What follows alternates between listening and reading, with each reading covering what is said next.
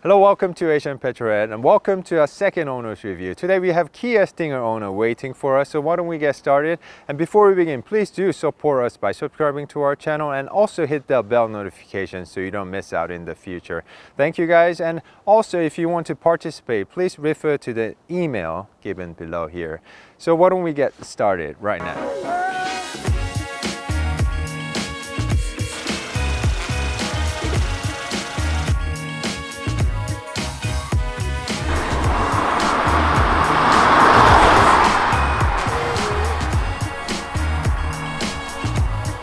So hello, Boom.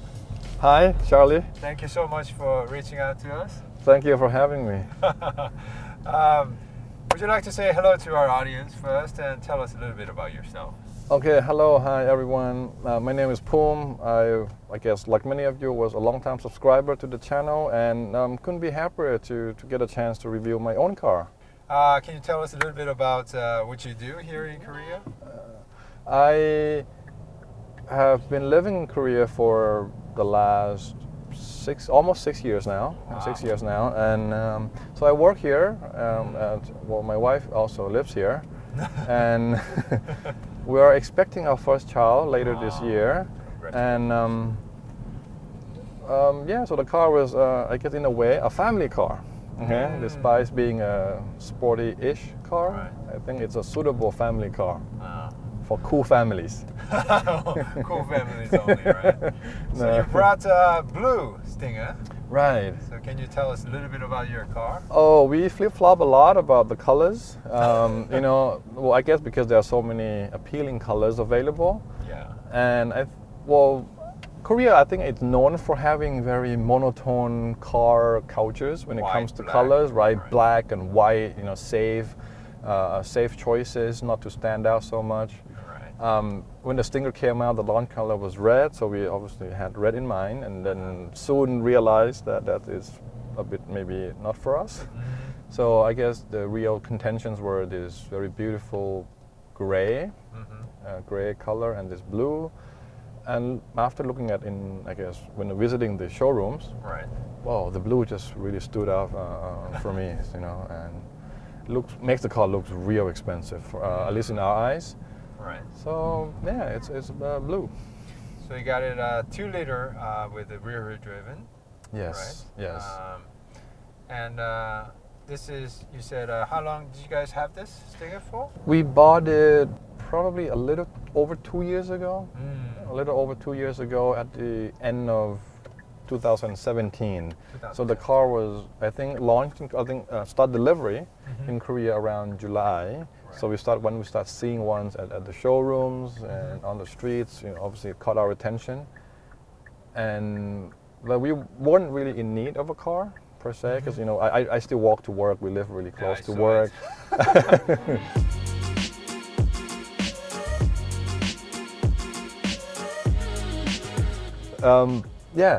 We didn't really need a car, so we took our time, you know, visiting different showrooms, try to test drive as many cars as we could. We also, because we didn't really need a car, we started off, we just wanted, I guess, a supermarket car. We started looking at the Kona when it's also first launched. Right. The Kona. Hyundai Kona. Yes, a small one, but when we, you know, actually get to sit in one, it was way too small for me. I think I'm not You're a tall guy for Asian, yeah? Yeah, we're kind of in the same size. A bit of an oddball there, right? Because you know, hard to find smaller cars that fit as well. And after, looking at the Kona, it's too small. So some other smaller car then was out of the window. So we thought, oh well, you know, usual suspects, Sonatas, safe choice. Right. Condensers, of course. Condensers, Sonatas, and the Kia versions of them. Because we wanted domestic cars for the easy parts and insurance and everything else. And I never had a Korean car before, so that, you know, obviously very excited to try one. Heard a lot about how it has improved throughout the years.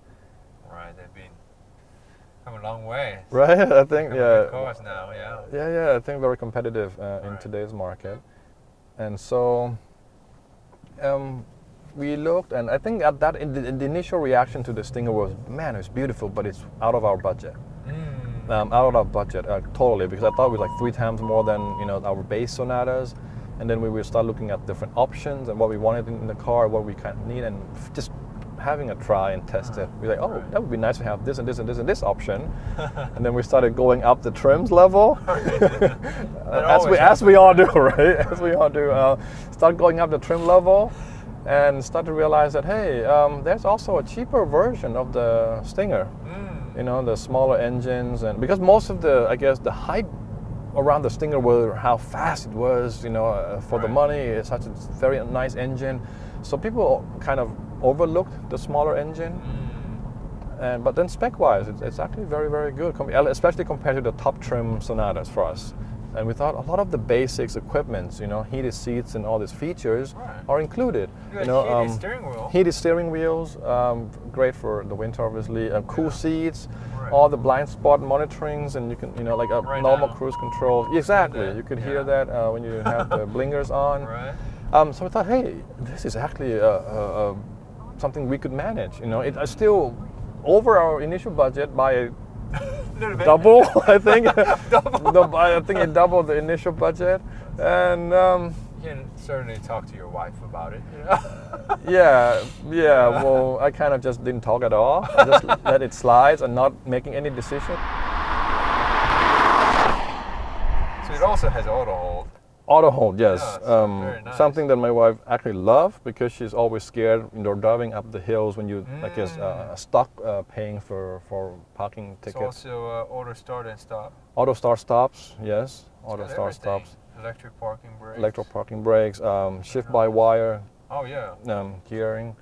Came to love this feature, as you know, with no accidental shifting and all that.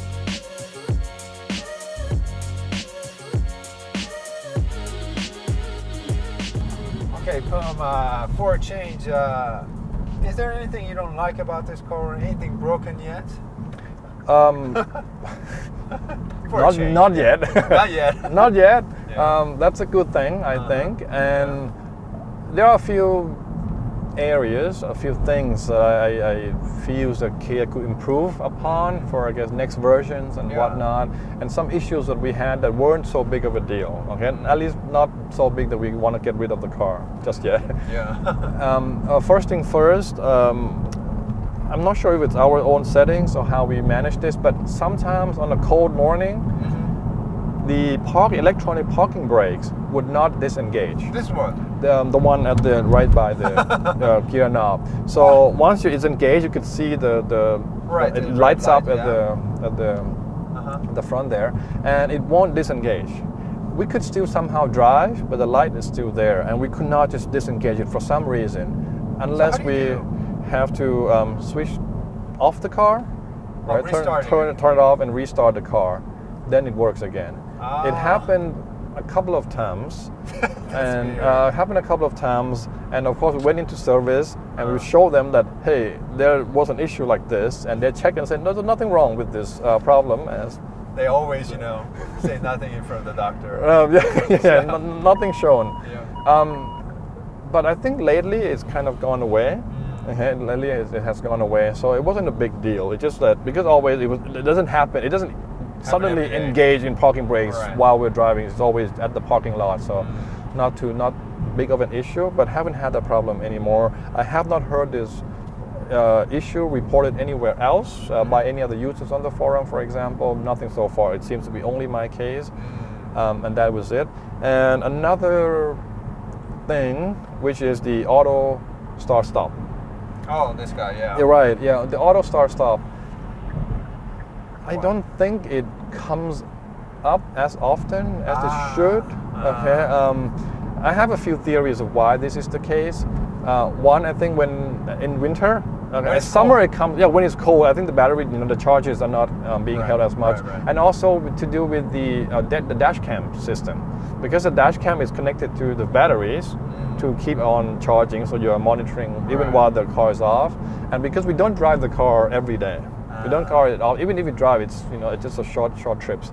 So it somehow, I don't think the battery holds enough charge to engage the I auto heard stop. during the test drives, when we do the test drive during the winter time, Right. they always Hyundai and Kia representative would say, all the auto start and stop might not work on cold days because it just the batteries recharging does not happen more like efficiently compared to summer days. So All right. the temperature Okay. really matters, they said. All right. Okay. Oh, that's good to know. So we know that is not an issue.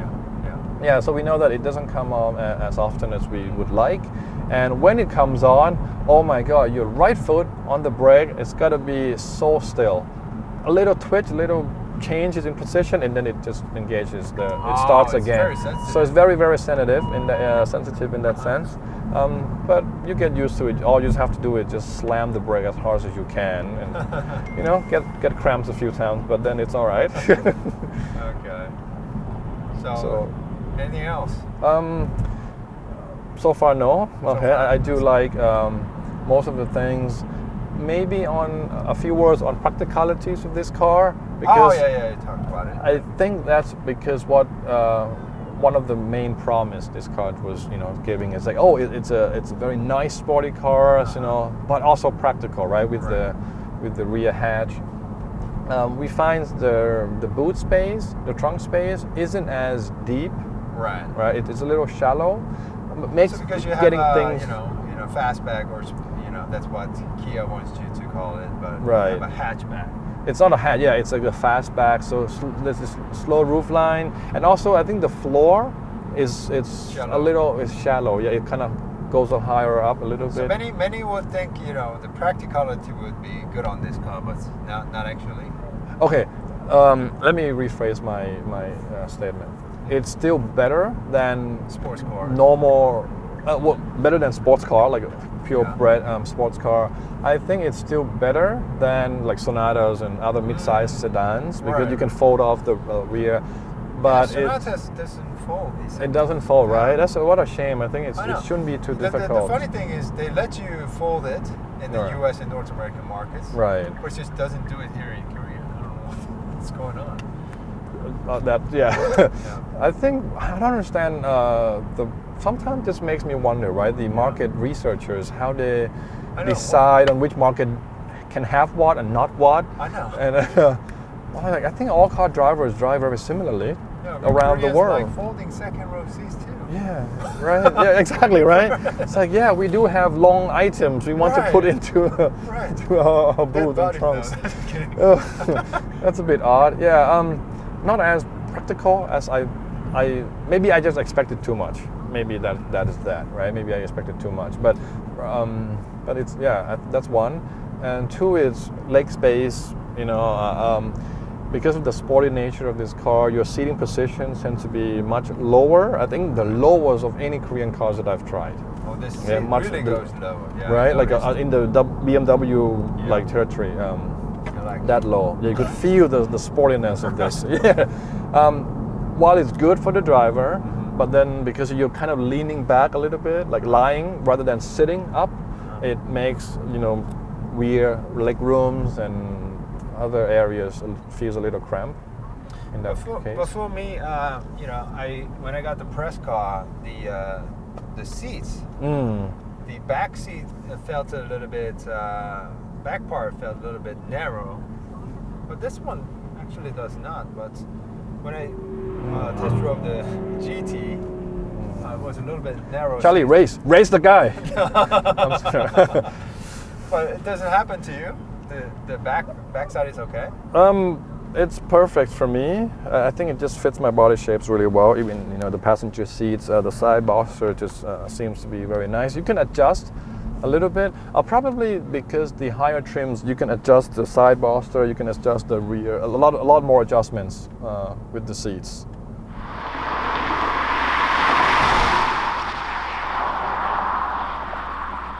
We have a beautiful road ahead. So let's talk about, we have 2-liter turbocharged gasoline engine, which puts at about 255 horsepower and 260 pound-feet of torque. How do you like the engine? Snappy for sure. Okay, I think it feels quite snappy. Well, I'm not going to race another car per se, but it gives you the confidence when you need to overtake anybody or being around.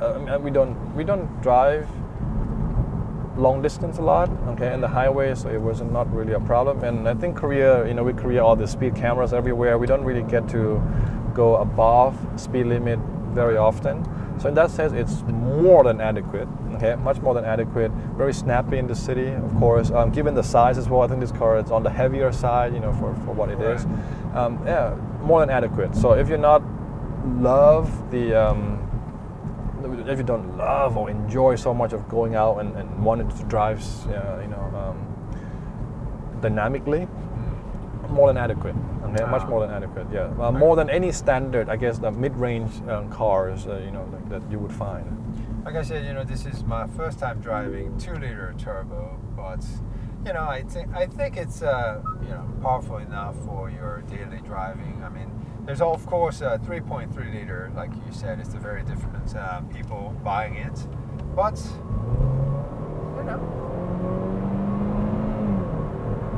I would say feels very nice.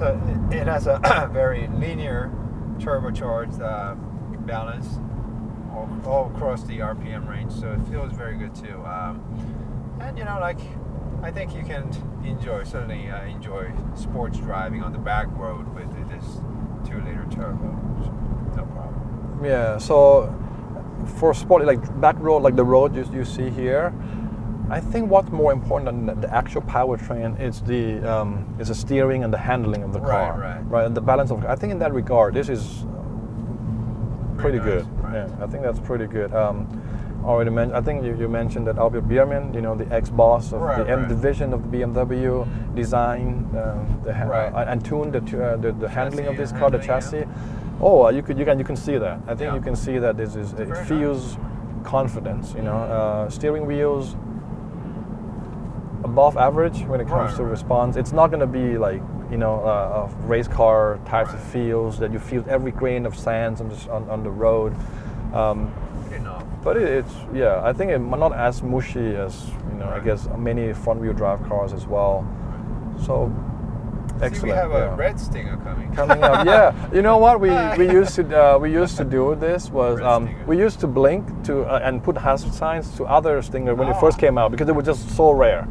It was so rare in the beginning, and the people respond. We just wave to each other like, "Hey, it's fellow Stinger drivers." When we're behind, we just flick over, and then they respond with the hazard light just to be like, "Hey, what's up? We see you coming." Yeah, very cool.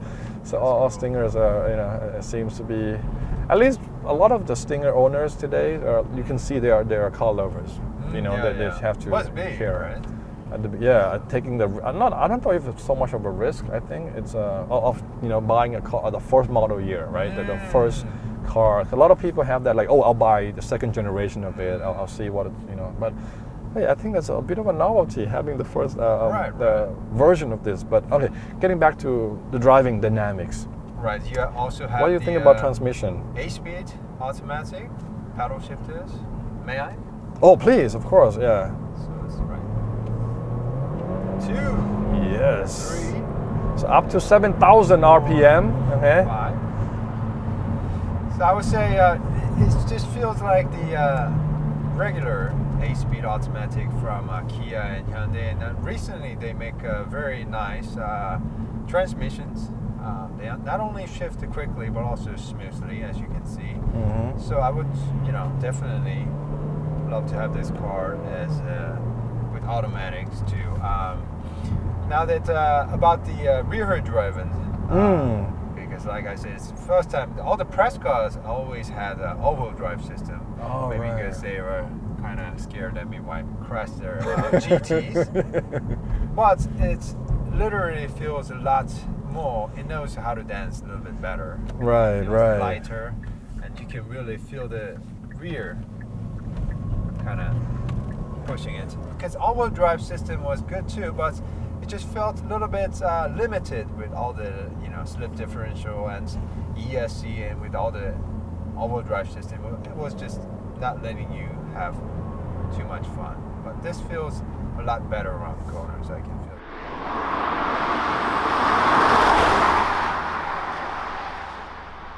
And this car feels a lot lighter compared to 3.3 liter twin turbo.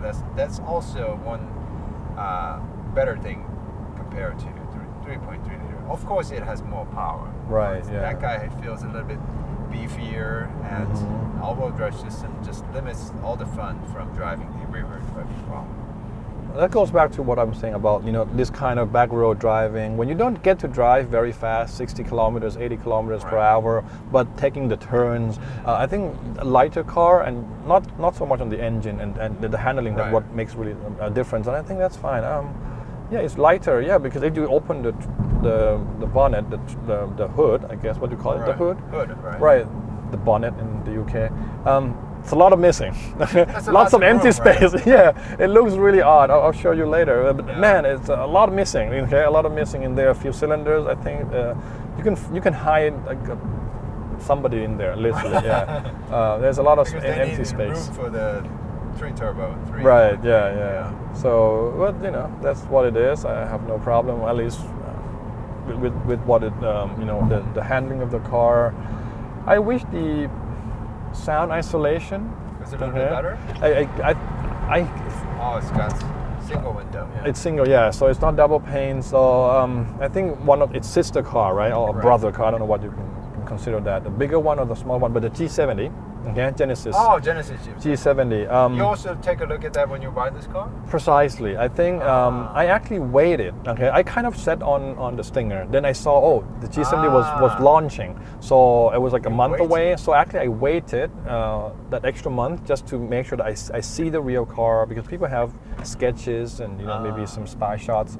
But I wanted to see the real car, the real specs, the real price, the launch price, and to make a final decision. Like I already mentioned, we weren't in a hurry, so we saw this. It was launched. I actually meant to go to see the launch, but I think we couldn't make it last minute. But when we saw the images and all the price release and on the website, we decided, okay, Stinger it is. You know, so bigger you car. Also took a. How was it, G70 compared to Stinger? It is, well, more expensive. It's a tad more expensive. Okay, I think a tad more expensive. So basically, for me, with the trim that I have, which is the one above the base, without any other options except the sunroof, sunroof. Sunroof, yeah. If you're gonna pay 5,000, I think about 5 million Korean won, or roughly, you know, $4,800 extra. Pay 1,000 more, 2,000 more, and you get the 3.3 liter twin turbo. And I think that's a better buy for me. And I just love the looks of this much more. Okay, I love the look of the Stinger much more than the G70. But I admit that the G70, it's a much more refined car when it comes to the feel of the car. Feels quieter. Yeah, definitely quieter. Smaller backseat though. Smaller backseats, no hatchbacks. But yeah, the leather feels really good. You know, I think as sound isolation, it just feels more luxurious. Because definitely. it's from Genesis, right? I think so. I think there's a still, it's not that level yet, but. So you chose Stinger. I chose the Stinger, without any regrets, obviously.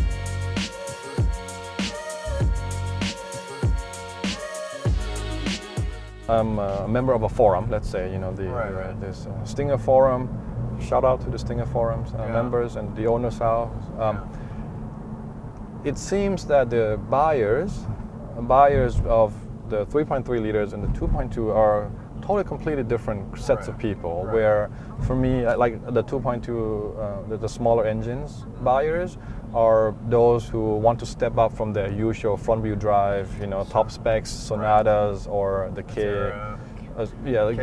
K5s and all those who want to step up and want that sporty looks, you know, with maybe try a rear-wheel drive car a little bit, maybe who drive a lot in the city, who doesn't have to long commutes, where the bigger versions of the Stingers, the buyers tend to be those who are comparing against, you know, the BMWs of the world, the Audis, the luxury Europeans, or in some extent Lexus, as well, Infiniti. So quite different sets of buyers. I can notice that clearly reading through the forums, but So I guess from my point of view, the 2.2s should be, if you are in the market for mid-size sedans, or I guess saloons cars, and you're in looking for maybe entry-level European cars, or maybe some of the higher end tier of Japanese cars, or if you're in shopping, for Sonatas, for example, I highly recommend to at least give it a try. Having your shortlist, ask for a test drive. I'm sure any dealers are going to be very happy to show you that. It's like this car is like basically the pride of Kia in a way. Right. Kia is absolutely very proud of this.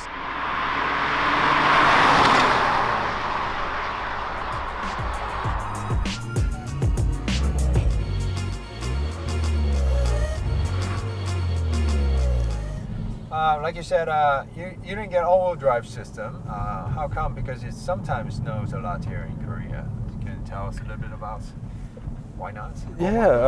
Actually, that never came into our consideration at all. Rear-wheel drive. We were like, if we're gonna get a rear-wheel drive car, it's gonna be rear-wheel drive. For me, it's this rear-wheel bias, rear-wheel drive, four-wheel drive system.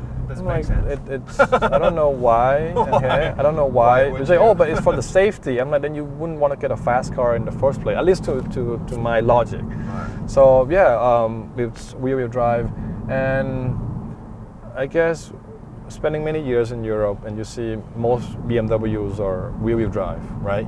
In Germany, where it snows quite a lot, probably heavier than here. Right. And people get along fine. There's different techniques. We learn how to drive in the snow. Basically, for me, rear-wheel drive in the snow, It doesn't really matter.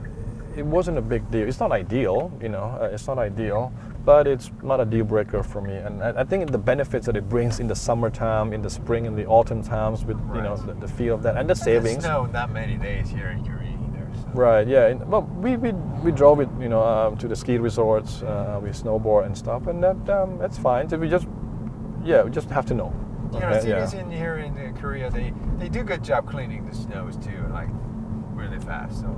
Yeah, and that's no problem for so I think it's a good thing that you just got it with the river driven. Because you can enjoy it, right? Right. Do it a lot better. Yeah, my analogy, right, about turning your heads and walking at the same time. And then you didn't get the driving aid package. Why not? You want to drive yourself always? I never had one. Okay, so there's a few options that we opted against, right? Maybe the entertainment system, right? Upgraded entertainment, the bigger screens, and this DriveWise package, which is all the driving assistance, driving assistance options, and also the HUD, the HUD head-up display. That is not there. We never had any of these issues in my previous cars, so this is already very good. And what I think important is what comes standards in this car, right? Which is one, you have the normal cruise control, you have the speed limiter, right? You can set the speed limiter. Oh, you have cruise control. You have normal cruise controls. You still have to brake your own foot, which I don't know. Like I've been doing that all my life. I don't think that's big of a problem. One, and two, the blind spot monitoring. I think that's what the blind spot monitoring. Come as standard, right? And the rear cross traffic alert, if I remember all the terms correctly, also come as standards, right? And it has rear cameras, and it has all the sensors around. No surround view in this. Just backup cameras. Just backup cameras, and for that reason, we feel that is just enough, for most. I'm sure for those who drive a lot in the traffic. You don't drive so much in traffic, and you don't drive that much like daily basis. So I think that's also very because good that package was close. It's $2,000 something. We can save there, and there's another $2,000 something on the infotainment systems with upgraded speakers. Right, you can see the option. And the stereo system, the sound, it's acceptable. I think it's adequate, right? Adequate for most cases. Here, I'm sure if you the upgraded version would be better. Right. No doubt about that one. But we think this is adequate. We enjoyed it. It wasn't very nice in the beginning, but after breaking in period from the speakers, then it sounded much more harmonious.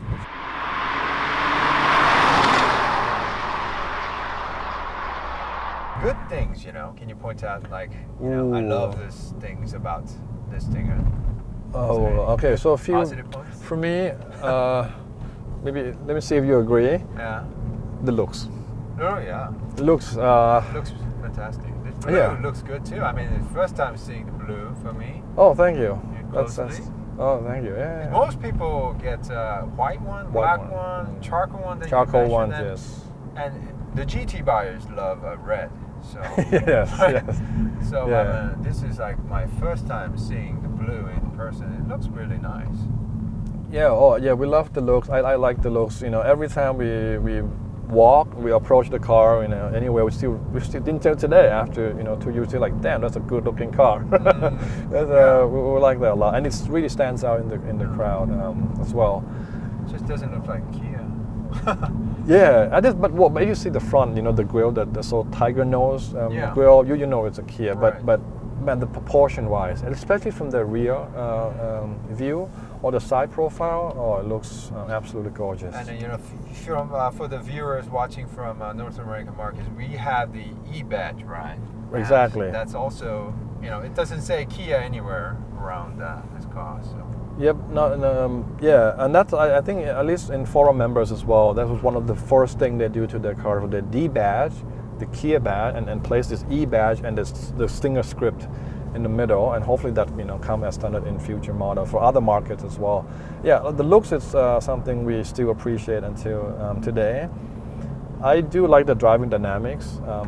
Obviously, I already mentioned, feels good. We just drove up the hill, no problem. It doesn't even shift gears. Right. Yeah. Very nice. And you can feel, cornering, just confidence. Look at this. We can just chew up the Granzer. Right. It feels more active than the rear. I see. It's very nice. So any other positive things? Driving dynamics is good. We still get the attention from like parking lots. We can see people walking by still pointing and like, oh, look at that Stinger and all that. People wanted to come and sit in the car and see. It is, I think, very comfortable. We get a lot of interior looks good. Interior looks good. It looks really good. Driving is excellent. Feels solid. Okay, I feel solid. The doors. It just feels definitely. You showed us how thick the door was on the rear. Exactly, and that's where practicality or the rear passenger space gets diminished because of sacrifice for the looks a little bit. And soon, hopefully, we'll have a baby seat in the back with our first child, and I think, but that should be sufficient space-wise for the next couple of years. Right. I think so. Going for that, and that's the thing with the Stinger as well, because we kind of knew we wanted to get this car, expecting our first child. We also know that maybe there are better family options. Say like a Palisade, like the one you have, or other more family-oriented cars. But then we thought, hey, with a small child, I don't think it matters so much, how cars. And then you also talked about the, this will be your last, combustion engine. Oh yeah, and that's what I see the industry going as well. Yeah. We are. I mean, I test drove the Ioniq. Okay, and we visited the Tesla hybrid. Tesla, the hybrids and electric cars. Whether you like it or not, I think that's where the industry is moving. Right. Into the future, right? It's moving in that direction. I don't think it's there now, especially in Korea. I don't think infrastructure in Korea is really enough. It's ready for that. We live in apartment complexes, where charging could be problematic about who's paying for what and stuff. So it's not there yet. So, but getting an electric car or even hybrids today, because we don't drive a lot. I think hybrid just get out the window, right? Because why pay extra for the hybrid technology when I don't think. But if you don't drive that much, electric car, it should be pretty good for you. yeah. future. In the future, but so we thought, yeah, maybe 10 years from now, 10 years in the future, maybe that's when the technology become more mature, become more mainstream, price more affordable, easier to get around with recharging and all that. Then that's when the time we can go there. So this is probably our last in combustion engines, right? At least for them, but that's what I see it at the moment. So why not have a little bit of fun? Have a bit of fun and have a good-looking car. Have a good-looking car. Yeah, exactly. Yeah.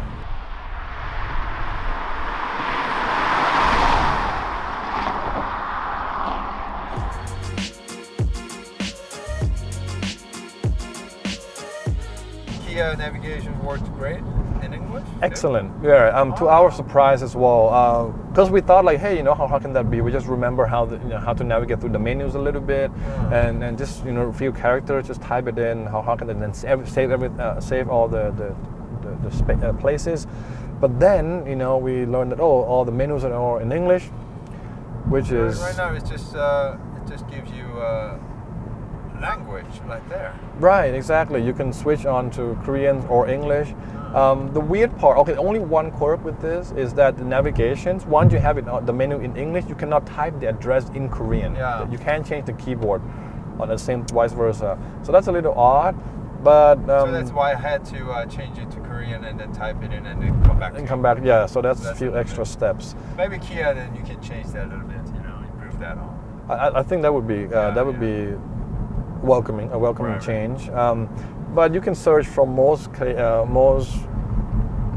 places, all the addresses are there, and when you search for the restaurants and businesses you want to visit, I think you can type in the phone number directly and it comes. I think that's also nice. I think so. I'm not pretty sure. Okay? But this one comes. Otherwise, you just type in the address.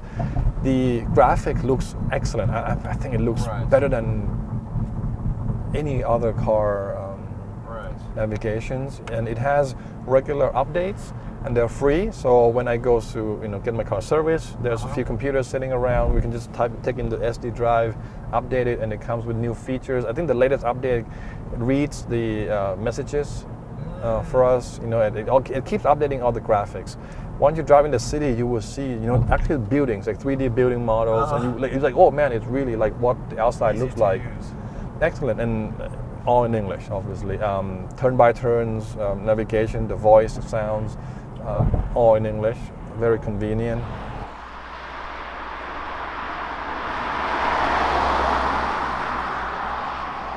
All right, Puma, why don't we talk about efficiency? We drive most, I think 50-50 city and highway, quite fairly even. Half and half? Half and half. And yeah, I think that's all right. I think 10 is ideal for me. I think 10 would be ideal. So 9, so it's sometimes between 9 and 11 on a very good day. And when it's more highway driving, then it's definitely 11 plus.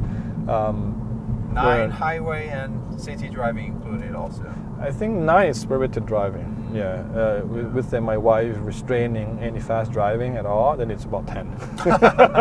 She's like, slow down. And now with 3 men, with only boys here, then it's 9. Yeah. So it's actually very nice.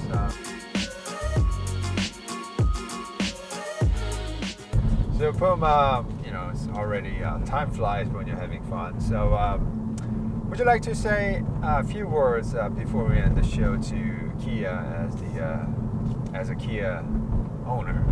As a Kia owner, well, I'm a very happy Kia owner. So that's great. It's always going to start with a positive. I like it. I think the brand is underrated currently, and anybody shopping for a car, please, I highly recommend at least check it out. Okay? Just don't dismiss it completely. That for the consumers. There's a few things I also wanted to say. First, maybe I can talk about the dealership experience a little bit. This is something I picked up reading through the forum, following the forums. People can have said that maybe the dealership experience for both Hyundai and Kia is not, the best in their own countries. Especially in the U.S. Especially in the U.S. You hear a lot of, some negative words coming from them. I don't think that's Kia's fault.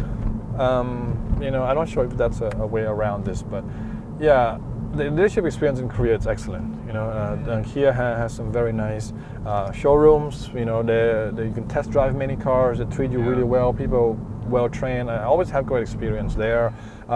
Maybe if you want Charlie to show you the, you know, different dealership experience by not crashing, but maybe take a tour through you know, maybe Kia Express. Yeah, maybe comments and, you know, express your desire for Charlie for one of his video. But dealership here is great, you know. Same with Genesis.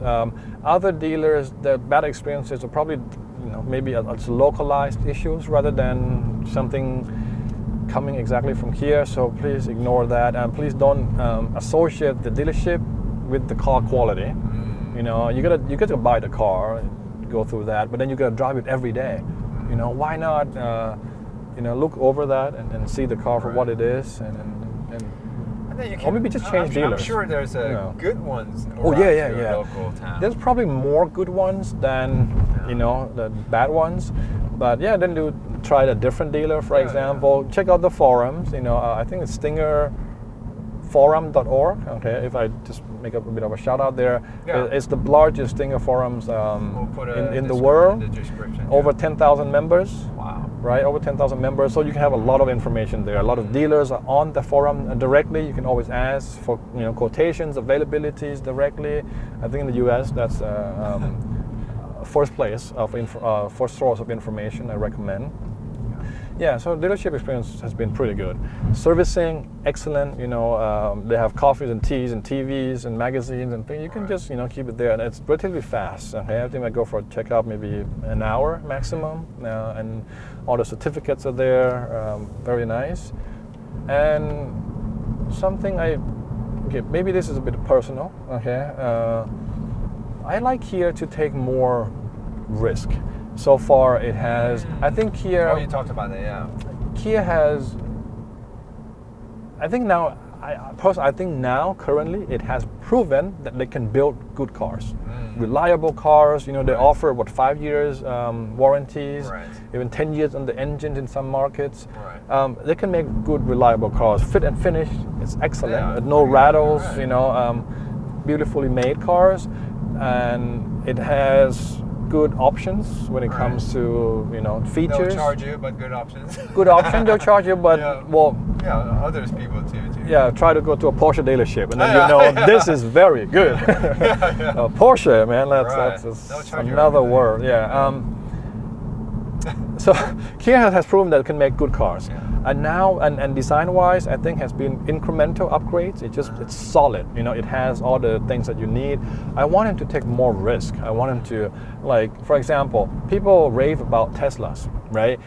People talk both ways, like how it's terribly made, you know, not that sometimes not as reliable as it should, and maybe big gaps in some of the panels, not even gaps. But people just ignore all of that and say, you know, I still want that big screens, the technology, the connectedness, right? How you can monitor your things, you unlock with your phones, and I thought, hey, you know.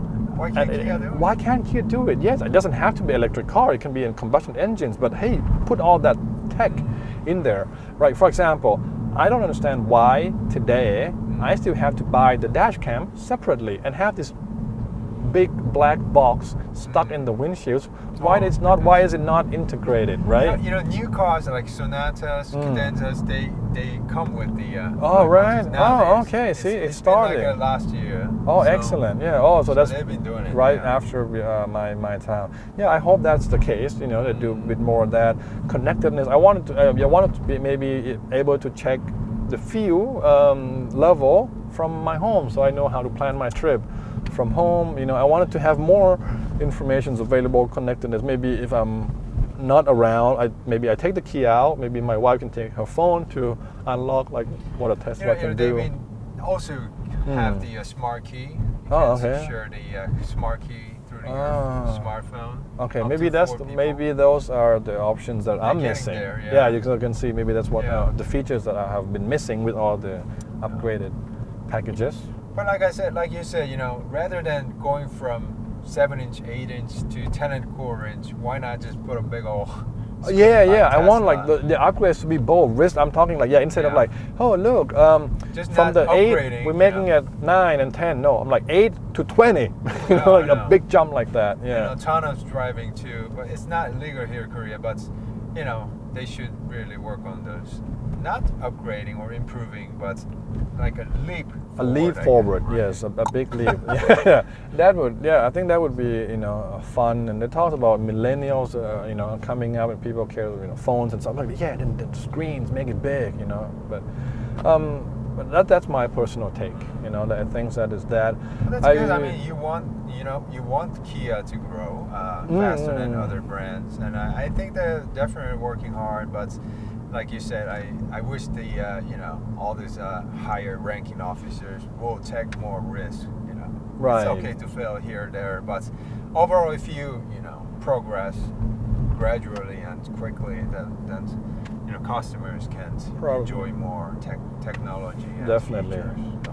Yeah, maybe not like the popular models like Sonatas or like the Kia, K3 and 5s, Right. but maybe newer ones, right? You have the newer, smaller SUV that come out. Why don't you just take a bit more risk, a bit more risk with those cars?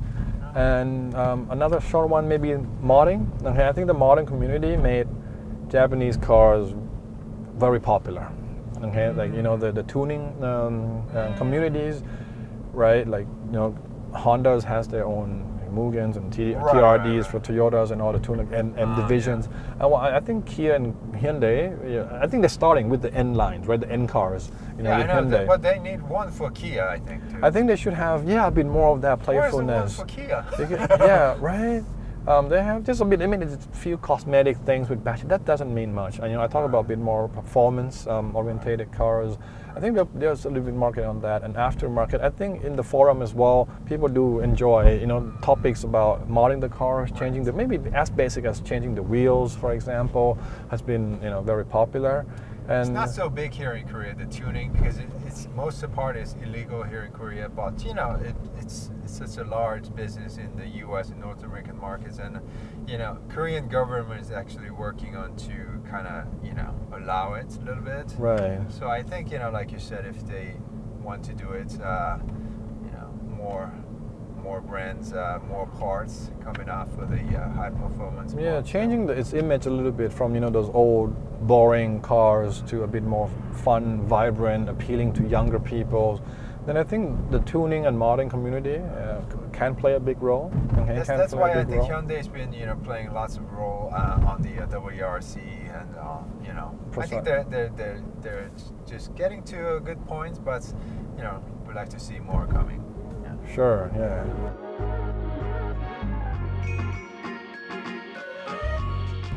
All right, Poom, thank you so much for your time. Thank you, Charlie. Thank you for having me. I had a great time talking to you. We've been filming over an hour, so we're going to try to edit this. Like I said, if you change your car or when you get your Rolls Royce, please do call us back. No problem. Hopefully we'll do another car I hope that review comes on sooner. And if there's anybody who likes to do owner's review around from your forums or anybody around you, please let them know. We'll be happy to have another owner's review, okay? Thank you for having me. I hope you enjoy what I had to say about the Stinger. Oh yeah, sure. So let's go eat now. It's close to lunchtime, so let's go eat now, okay? All right then. Thank you. Okay. Bye. All right, this has been our second owner's review with Poom. Thank you so much for your time, Poom. And if you'd like to participate, let us know through the email given below here. Thank you guys so much for tuning in. And also, please do support us by subscribing to our channel and also hit the bell notification so you don't miss out in the future. Thank you guys and see you soon.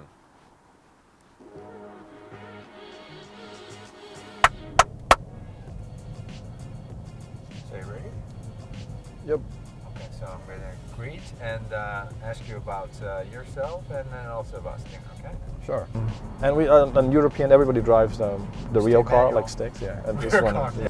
So yeah, driving Korea is not as not as intimidating as you think you would. Because for me, I'm just talking from my own experience, where it's all about the language. You know, like what if I get stuck and how would I get help and where to go and how to come home.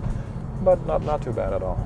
And people in Korea drives reasonably well, I guess. Reasonably well. I come from Thailand, so people tend to drive a lot more creative, I think. Creative when it comes to interpreting the rules. Well, I own a few cars in Thailand, and mostly Japanese cars. I learned to drive from an old BMW, a classic, the 3 Series E30 body type. You know, there's the one with the handles like a king. Right. And what do you do before you start this channel? You work also with motor journalism? That's also that's a question I asked. You know, I'm doing this full time. I used to do family business with my father. We used to have a charter bus. Oh, okay. It's like, you know, going to schools and stuff like that. And I used to do sales for that. So I used to go to school and get a contract we lease buses, like 20 buses a day for the field trips and stuff like that. Okay. So, but that business really went down the drain, so had to close it, and then I started doing it. Oh, so I thought you were already with journalism and working with so it was really in hard other because, channels or magazines. I had no foundation from journalism.